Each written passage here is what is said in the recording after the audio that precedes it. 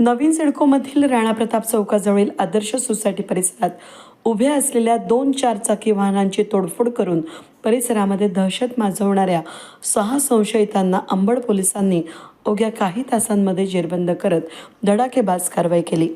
या कारवाईमुळे कायदा हातात घेणाऱ्यांना पोलिसांनी कडक इशारा दिलाय। या प्रकरणी अमर वझरे यांनी दिलेल्या फिर्यादीवरून अंबड पोलीस ठाण्यामध्ये गुन्हा दाखल करण्यात आलाय। गुन्हा दाखल होताच पोलिसांनी तातडीनं तपासाची चक्र फिरवत लक्ष्मण दांडेकर, रवी गायकवाड, सचिन दांडेकर, स्वप्नील जाधव, संतोष गायकवाड आणि मिलिंद कांबळे या 6 संशयितांना ताब्यात घेतले। अटकेनंतर पोलिसांनी संशयितांना घटनास्थळी नेऊन गुन्ह्याची पुनर्रचना केली। या कारवाईदरम्यान परिसरामध्ये मोठी गर्दी झाली होती। सार्वजनिक मालमत्तेचं किंवा नागरिकांच्या वाहनांचं नुकसान करणाऱ्यांविरोधात कोणतीही दया दाखवली जाणार नाही असा स्पष्ट संदेश अंबड पोलिसांनी या कारवाईमधून दिलाय। या प्रकरणाचा पुढील तपास अंबड पोलीस करीत आहेत।